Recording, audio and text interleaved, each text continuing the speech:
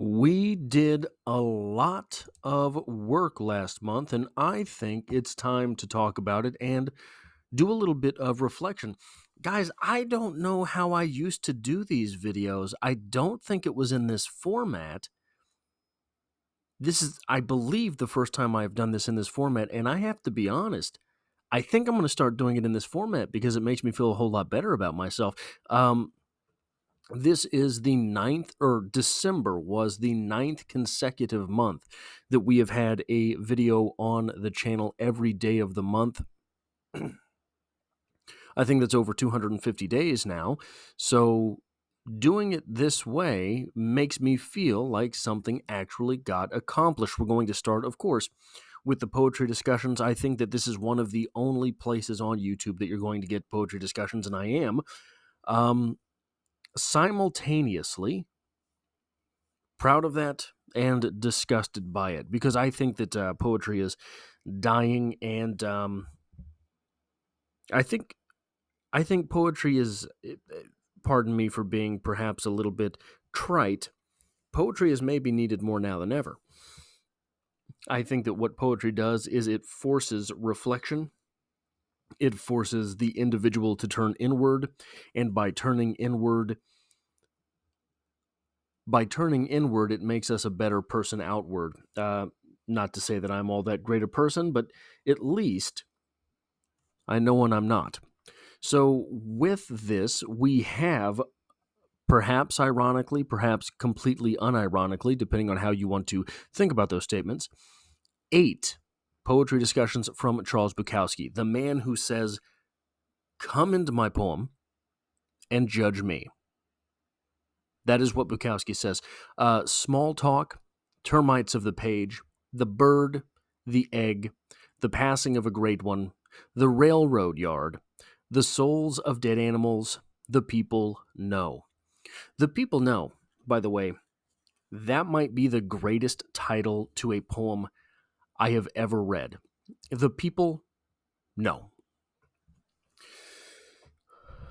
Of these poems, this collection of poems from Charles Bukowski, now, I'm not trying to blow smoke.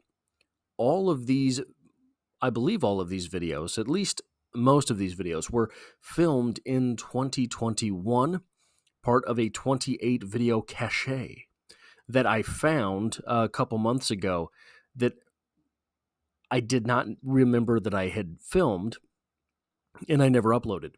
So I do not remember a whole lot about all of these poems. It's not like they are fresh in my memory. But from what I remember, the Souls of Dead Animals was a poem that got some responses in the comments section that I was not prepared for. And let me see if I can find one of them. It's Bukowski has turned into something on the channel that is Bukowski has turned into something on the channel that is surprising to me, even, in that I did not believe there was really a place for this poetry online. I started doing Bukowski poems very, very selfishly and pointedly so. And it turns out that other people love Charles Bukowski just as much as do I. Oh, where is this comment? It's going to bug me. I should have been prepared. From... oh, goodness gracious. From Azazel on the souls of dead animals.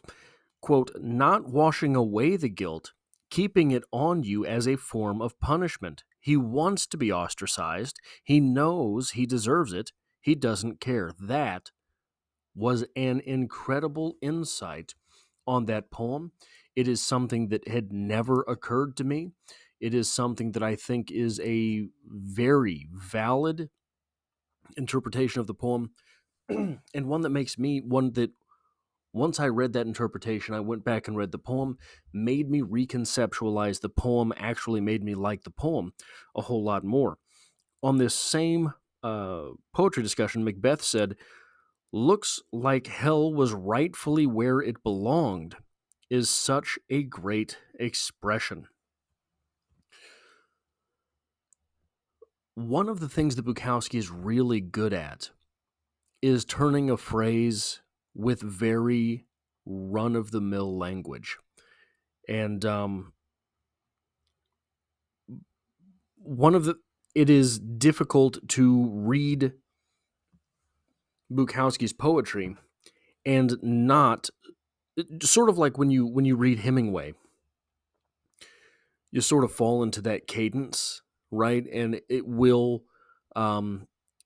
sort of wash into your writing if you are a writer as well.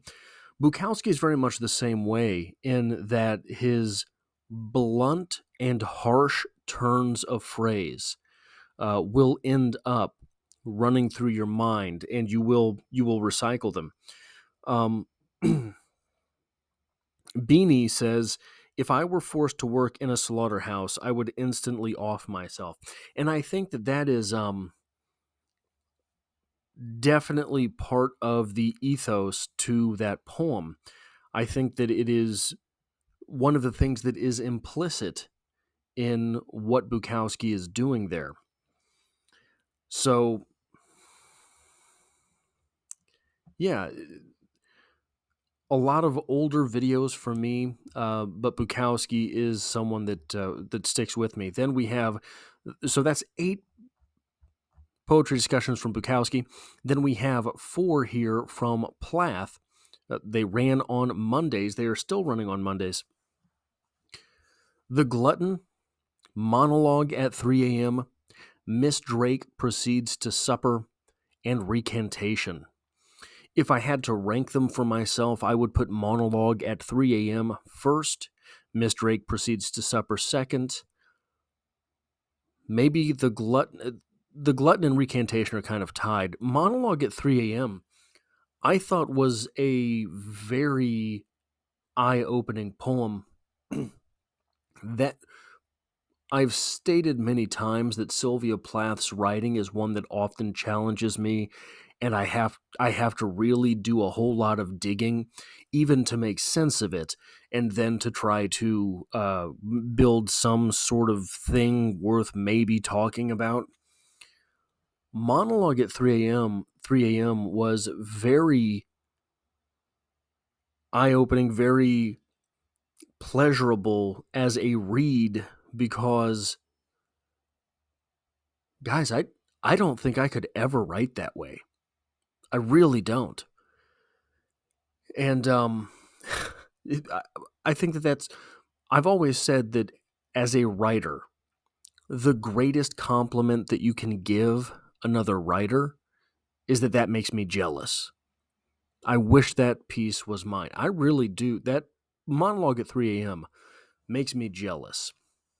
So that's 4 Plath poems that we had. The Emily Dickinson poems that we had, 5, I believe, 1, 2, 3, 4, 5, 6 Emily Dickinson poems. If I'm Lost Now, that's the first time that poem has happened on the channel. Success is Counted Sweetest, I believe, is the second time. Hope is the Thing with Feathers, I believe there are 3 videos on that poem now. There's a Certain Slant of Light is either in the 2 or 3 discussion club. Luck is Not Chance is the first time that poem has appeared on the channel. The World is Not Conclusion, the first time that poem has happened on the channel as well. The World is Not Conclusion is a poem that I don't know if I was right about. Now, I don't believe there is technically ever a right or a wrong. The World is Not Conclusion is a poem that still haunts me a little bit because you do this channel, you put out videos for 9 months consecutively. My goal is to get to a year, which will really be 13 months because a year brings us right back to National Poetry Month.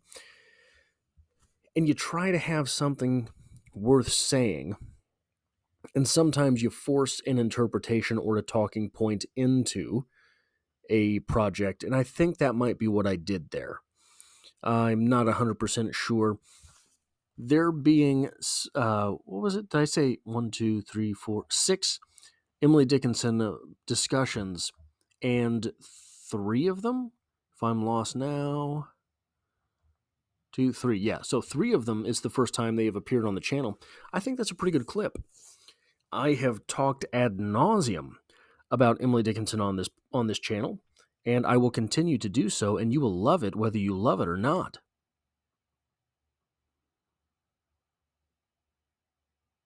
Anyway, introducing new Emily Dickinson poems and having something at least halfway intelligible to say about them is not, in my estimation, easy, because I take Emily Dickinson way too seriously. That's good and bad, but mainly for in the way of introducing new works, maybe bad, maybe worse than it is good. Then we had 2 poems that I had not scheduled to put on the channel. Anecdote of the Jar by Wallace Stevens, first time I've ever read that poem, and No Man is an Island by John Donne. Anecdote of the Jar. Wallace Stevens in general is a very sort of, he's, in my estimation, complex in simplicity. He writes about things that are so simple that you read the poem and think, yeah, so what? And then you do a little bit of digging, you do a little bit of work, and you realize, oh, well, yeah, there's something there. That was more impressive than I had given him credit for. And once or twice, and you think, well, maybe it's the artist himself. But if it's every time, probably it's you. And probably with Wallace Stevens, it's me. Reading his poems, and so Wallace Stevens makes me nervous because I absolutely detest Billy Collins. There's a little bit of Wallace Stevens in Billy Collins. So maybe I'm wrong about Billy Collins, but I don't think so. No Man is an Island by John Donne. I mentioned earlier that maybe my best work was not represented in that Emily Dickinson poem, The World Is Not Conclusion. I think that's right with this No Man is an Island by John Donne, too. I don't think I did the greatest job with that poetry discussion upon retrospect. And if I was not doing a wrap-up video, I would not have come to that conclusion. So thank you for talking me into doing wrap-up videos.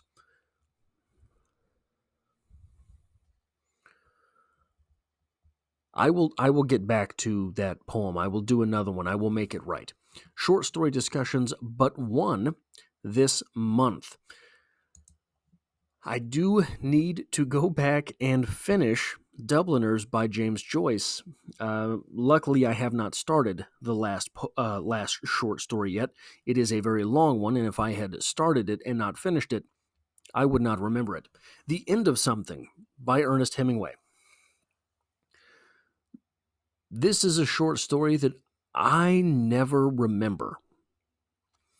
I've read it at least twice because I've made the whole journey through Hemingway at least twice.